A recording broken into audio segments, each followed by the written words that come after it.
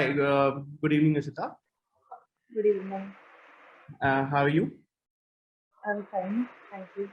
Okay, so Ishita, where are you from? Sir, I'm from Delhi. You're from Delhi. Which part of Delhi? Sir, Delhi, South Delhi, near the Mehrauli complex. There's a place Okay. called Sarrthi. Okay. Okay. So, are you originally from Delhi or have you shifted from somewhere? Because generally people are not from Delhi. Sir, I'm born and brought up in Delhi. However, my parents are from Uttar Pradesh. Okay. So, tell me about yourself, Ishita. What have you studied and what have you been doing since you've completed college? So my name is Ishita Rathi. I did my graduation in economics from Lady Shriram College, Delhi University. Mhm. And then I did my post-graduation in economics from Madras School of Economics. I am a 2019 postgraduate, and since then I've been preparing for UPSC. Okay, so having a master's degree in economics is a huge achievement. So why do you want to join the civil services? So since both my parents are public servants, I have seen the challenges that a public servant face while discharging their duties.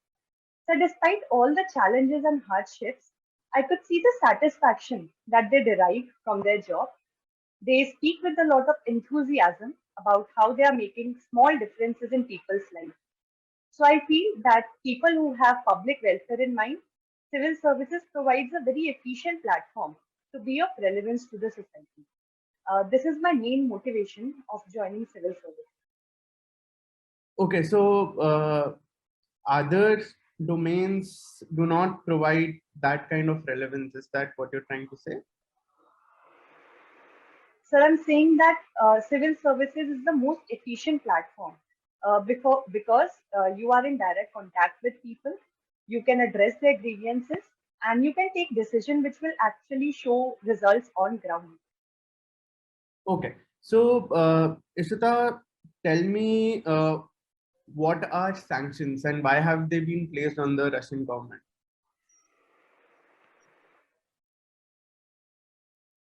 So sanctions, majorly the economic sanctions, are the prohibition that are put in place by one country against other. And Russian sanctions have been mainly put by United States in order to mold their behavior, and they are using it as an economic warfare against the Russian, so that they give up their claims on Ukrainian territory and retreat and cease the violence that they are doing in the Ukrainian territory. So tell me one thing, Ishita, is it that like you mentioned that Russia is claiming Ukrainian territory? Is that why they're fighting this war, or are there other reasons as well? So majorly, Russia is concerned about the expansion of NATO in their backyard. They had signed an agreement back in 1990s where the NATO was saying that they will not claim or they will not admit a new USSR independent state into NATO, but they continued their expansion. And when Ukraine said that they will be joining NATO, then Russia became a lot impatient. And in order to ensure that militarization of their backyard does not happen, they invaded Ukraine. Okay. So why is it that in Sri Lanka their economy is failing? You must have read that uh, milk prices are at very high. Other essential goods are also very costly. Why is it that this is happening? So I think there are various reasons for that.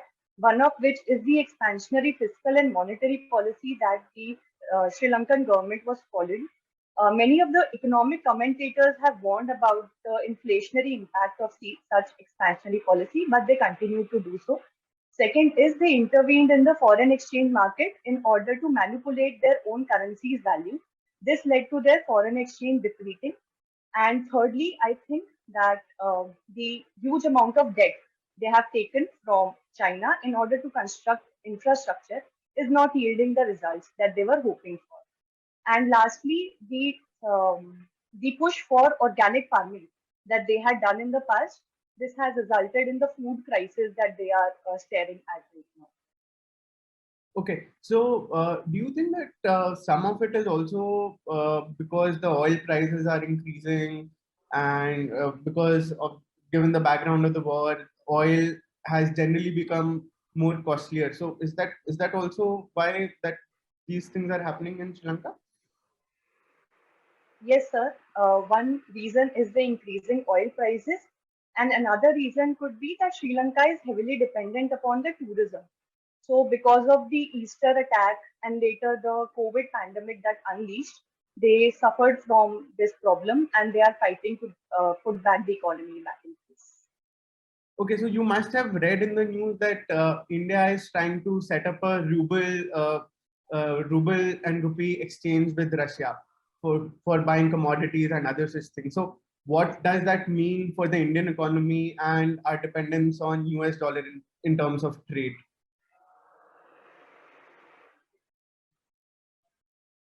So, because of the swift sanctions, India is looking at the ruble and rupee exchange. So, Russia has offered to sell their oil at discount to India, and to do those payments, we are looking at the rupee and the ruble exchange. So, if we can do that, I think the prices of oil in Indian economy can decrease, and the fiscal pressure on the government to decrease the taxes, that will also ease. And the major problem in that I can think of is there is a lot of current account surplus in favor of Russians. So if we engage in rupee ruble trade or exchange, there will be a lot of rupee in the bank account of Russians, which they would not be able to use. So this is one of the roadblocks that is hampering this agreement. Okay, so I'll ask one last question before passing it on. So, what do you think about the budget this time? Have you gone through the provisions? What are your main takeaways, and how is it beneficial? How can it be used to create a post-COVID robust economy? So the highlight of the budget is the infrastructure spending as well as the hike in the capital expenditure that the government is trying to push. This will generate many benefits for the economy. Firstly, it will crowd in the private investment because it will create an enabling environment for the ease of doing business. And secondly, it will also help in generating jobs. So when we do investment, there is two kind of effect that we see, both the supply side as well as the demand side. From the supply side, the supply of raw material, etc., and the related forward backward linkages that we get from infrastructure development would happen. And from the demand side, we are generating jobs, putting money in the hands of people. So that will help in increasing the aggregate demand and thereby revival in the economy. Okay, thank you, Mr. Sood. Good evening, sir. So, Ishita, one interesting keyword that you mentioned that caught my attention. You said that bureaucracy is the most efficient way of delivery. But more than often we read in reports of ADR and other reports that bureaucracy is guided by poor efficiency. How do you measure efficiency of administration?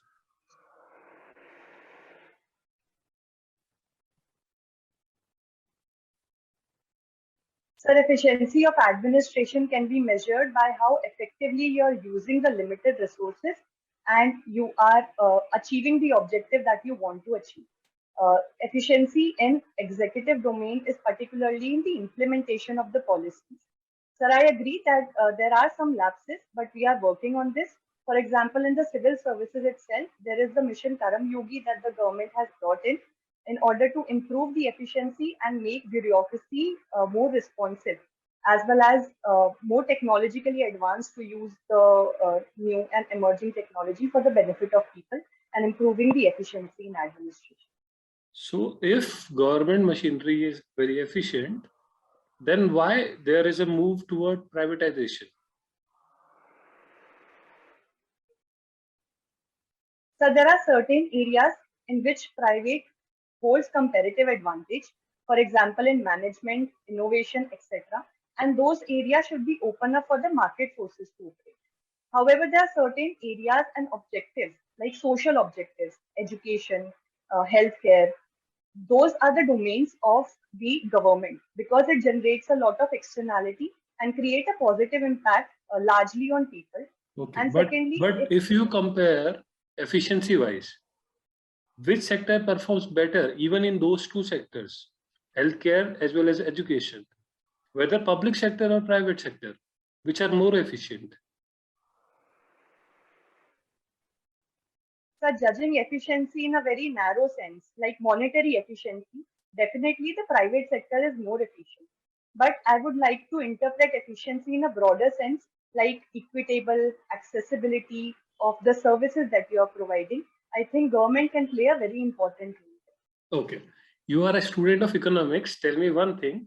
While in calculation of efficiency, do you take equity concerns in efficiency calculation?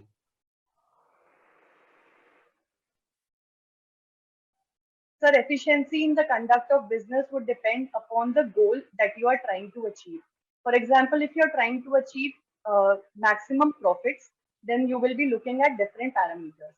However, if you're trying to achieve more sales or better environment for the business as well as the work culture, then there are different parameters that you will look at. Okay, it is output upon input, and you want to say that output is what you define for yourself. Right. Okay. So I see that your family members are working in police. So from practical experience, you suggest me any 3 police reforms that you would like to see or bring when you come into administration.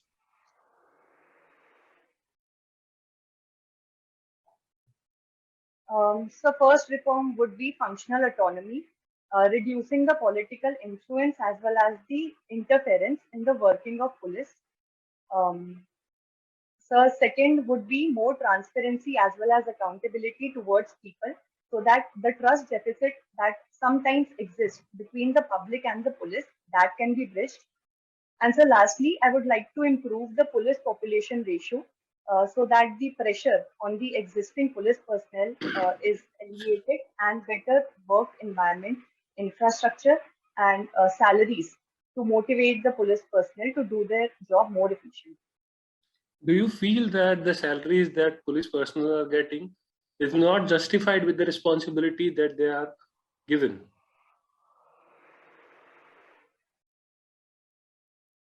Sir, I've seen my parents. My parents do not have that work-life balance. They are called even at the middle of the night, and they have to discharge their duties whenever called upon to do so. Also, there is a resource shortage, not just in terms of salary, but also in terms of infrastructure, like proper lighting in the police station, changing room for women, toilets for women, crèche facility. So combined all this, there is certain resource crunch that the police department is facing. If this is the situation in Delhi, the situation in hinterland would be even worse. So I think there is a need to increase the police. And in your choice of services, what is your first choice? Sir, Indian Administrative Services. Why so? Sir, I think being an economic student, I would be able to utilize my skills better in the administration. And secondly, I would like to have work-life balance in my life. And so that is Okay. So do you feel that UN it should be disbanded because it has lost its relevance? Do you feel so? Yes, sir. Sir, I think that there are a lot of inefficiencies in the practices of UN. For example, the position of United Nations Security Council, the veto, and the inability to adopt the resolution, for example, in the Russian-Ukraine also, and inability to forge coordination like we have seen in the COVID pandemic times. Second problem that I see because of which UN is turning inefficient is the resource crunch as well as the financial crunch. They are too much dependent upon the voluntary contribution and they do not have the financial autonomy to take decisions. However, talking about the relevance of United Nations, I think it still remains relevant because the problems that we are facing require global solutions. They cannot be solved on individual level or at regional level also. For example, the climate change problem, the problem with regards to refugees, and problem of counter-terrorism. That requires global coordination, and UN being the most wide base of multilateral platform, having 193 countries as its members, is very efficiently placed to take decisions. So if we can bring out reforms in United Nations, then its efficiency can improve. If we fail to let go of this opportunity, then I think the relevance of United Nations will come under question. Okay, one last question, Ishita. What are your three weaknesses that you feel that that will hinder you in becoming good administrator? Yes, sir. So one of the weakness that I can think of is the context switching. Like if I'm doing some job and it's not complete to my satisfaction, then it continues to occupy my mental space and it hampers my efficiency when I switch to another task. I'm working on that by keeping a journal and writing down the things that I still have to do so that it clears out my mental space. Second is that I try to multitask because of which the pressure increases. And lastly, I hesitate from asking for help. So I try to manage things on my own, which sometimes leads to problems. So these are the things that I would like to work on. Okay, great, great. Yeah, over to Gautam. Thanks, Vaibhav. Good evening, Ishita. Ishita, आपके नाम का मतलब क्या है? So Ishita means greatness. Greatness. Wonderful. ठीक है. Just one thing. I think आपने share किया that I think your parents being public servants kind of inspired you to kind of pursue this, and you feel it's one of the very one of the topmost methods of, say, bringing about change, whether in the society for people and the country maybe. But what if not civil services? How else do you think would you be working towards this change? So if not civil services, I would like to go back to academics. I would like to teach. I've already cleared UGC NET, and this is the main objective that I had in mind, that I will interact with young people as much as I can, share my own experiences, as well as my passion is also mentoring and guiding students in academics. So I think academics and teaching would provide me that platform to stay in touch with the young population. Right. And also, just like you mentioned that it will help you staying in touch with the young population. I think you also mentioned that as a civil servant, being a civil servant will help you being connected with people and working on the ground. But if you already have that option of say doing that, being a teacher, you've already completed or cleared your UGC NET. Why not continue as a teacher? That in itself is such a big impact that you are making on individual lives during the normal course, or you have the potential to do that. So why not continue with that?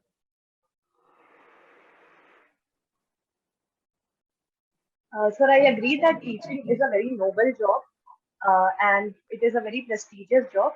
However, I feel the kind of impact that you have on the society as civil servant and the dynamism in the job itself that you get is uncomparable.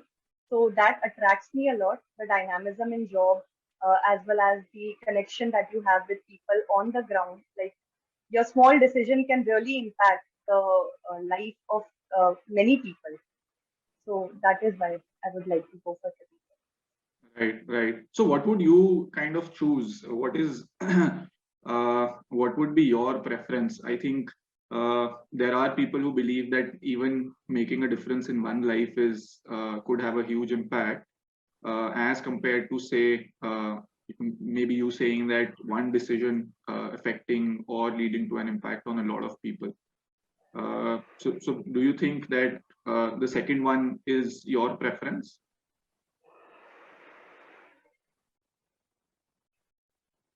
Sir, I think even by becoming a civil servant, you can continue to interact with people and have solve their problems, solve their doubts, and continue to be a mentor and a guide to students, interact with young population. So you will have that option also, provided you are motivated and you are willing to take out time from your schedule. And so yes, that having impact on people, more people, is really satisfying in terms of job options. Right, right. But I think, Ishita, one thing that you mentioned earlier was work-life balance. So I don't know if Utkarsh or Vaibhav will kind of, I already see smiles on their face. So I think that is something going in, aspiring for being a civil servant. I feel that might just be kind of an unjustified expectation to have.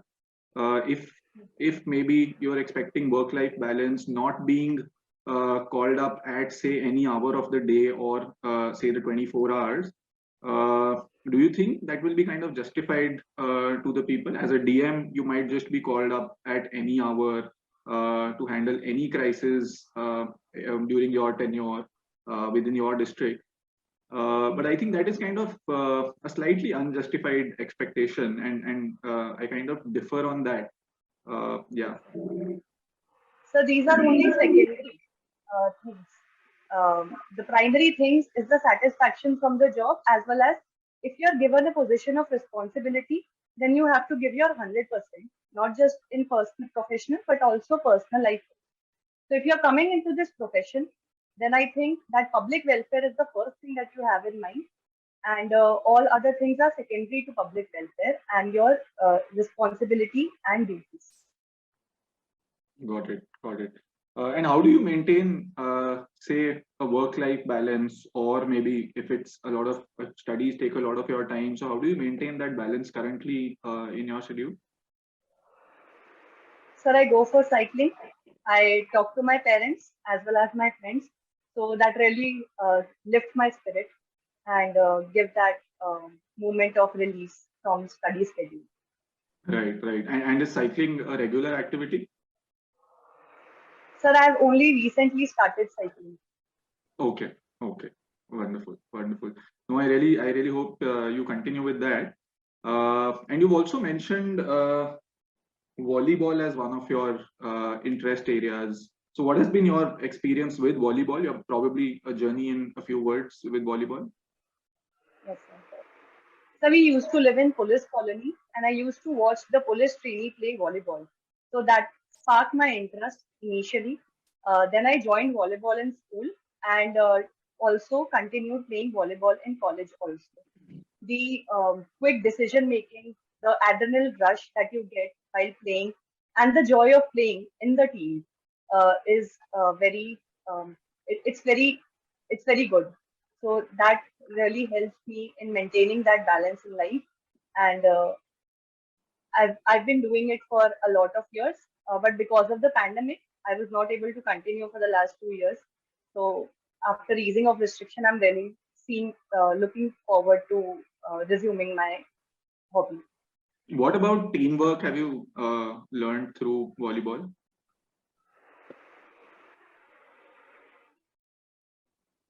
So some of the teamwork is that all your successes and failures, you handle it together. There are also a lot of communication happening, not just by word, but also by actions and by eye contact, etc. Like who will take the smash, and uh, looking at the discussing by celebrating small joys after you take 1 point. These are some of the very, and after, even after the game, when you sit together, when you share all the things that you have learned throughout the game, that is also a great learning experience. Nice, nice. But do you think volleyball is kind of diminishing in terms of importance? Yes, sir, I agree that in India, the craze for volleyball, although it exists at the rural level and even people play it as a recreational sport, but its performance at the national as well as the international level is declining. But I see that the Premier Volleyball League has been started very recently in 2019 by the Volleyball Federation of India, the interest in the game has been revived, especially in the south, Kerala and Karnataka. People are actually going and watching the live telecast of the volleyball game. I think continuing with these efforts and getting more sponsors and investing in the infrastructure and training of the team, the improvement would be seen at the international level, and that will revive the game as well. Right, right. Is our leagues, our sports leagues, say the Pro Volleyball League, Indian Super League, Soccer League, which is there, Indian Premier League, do you think our leagues the kind of the only option that India has left to revive its sports, especially say a football or a volleyball?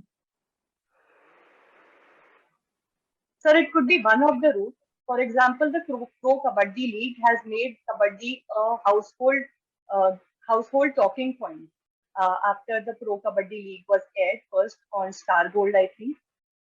However, this is not the only option. I think we can set up boot camps. We can really promote volleyball in the school as well as the college. Catch the people young who are interested in volleyball. Provide them the right guidance as well as mentorship, and also more interaction with the international players that Pro Volleyball League is happening right now. So these will together help in reviving games in India. But why do you think it has been struggling so much till now? And also, if kind of I have to bring it at par to maybe a cricket, say 10-15 years ago, maybe. Sorry. What would you suggest? Like, what should be done with volleyball? So the reason why it's struggling is because of lack of sponsorship, because of lack of live telecast, because of the lack of investing in the infrastructure and training, nutrition, etc. of the volleyball players, because of which our performance at the international level is declining. We have not been able to qualify for the Olympics since the inception. So that speaks a lot. So if we are able to do that, provide the right kind of training, because motivation exists and people do want to come to volleyball. But because of it being lack of career option, people don't see as a career option. That is why they are not really committed. So if we are able to provide that push and provide that confidence, I think it will improve the performance at the international level also. Who won the Olympics gold for volleyball? Sorry, sir, I don't know. I'll go and check. Don't worry. And have you heard of Jimmy George? Yes, sir. Sir, he's an Arjuna awardee. I think he got this Arjuna award in 1980s for volleyball. Anything else about him? So he was a great smasher. He was 6'2" in height, because of which he was able to remain in the air for long, and that provided him the comparative advantage to really score. And he's also recognized at the international level. Like the players, when they are coming in the Pro Volleyball League, they are talking about Jimmy George to Indian players also. So he's a source of inspiration for many volleyball players. Right. Yes, and he also has a stadium named after and built after him in Italy. So he was one of the greatest players of volleyball. What position have you played at, Ishita? Sir, I have mostly played as a setter. As a setter. Okay. All right. So I think no other questions from my end with respect to say volleyball and hobbies, but just I think just one last question or one last area that I just wanted to discuss about was you've been in Delhi for quite a few years. So almost every winter we are faced with the problem of pollution. How do you think can Delhi ever overcome this? Sir, Delhi's pollution is contributed by vehicular pollution, the dust, as well as the construction debris. And the main reason for winter pollution is stubble burning. So I think that with many steps that have been taken, for example, the government of Delhi has come out with the Pusa decomposer, which will help in turning the stubble into manure. So with these steps and a push for electric vehicles, like the new policy of electric vehicle is really far-reaching and visionary. Combination of these factors, better coordination between different agencies, and the cooperation with other neighboring states like Haryana, Punjab, from which stubble burning usually happens, this problem can be resolved. And I think it requires a lot of political commitment and also the resolve from the people, so that they also take steps on the ground, like not burning garbage or using water sprinklers before to settle the dust, and plantation drive that we are pushing for. So a combination of these steps can really help. It has shown results in the past. Like in the past 5 years, the pollution level have come down, but we are not satisfied and we want to improve the air quality in Delhi. Right. Thanks, Ishita.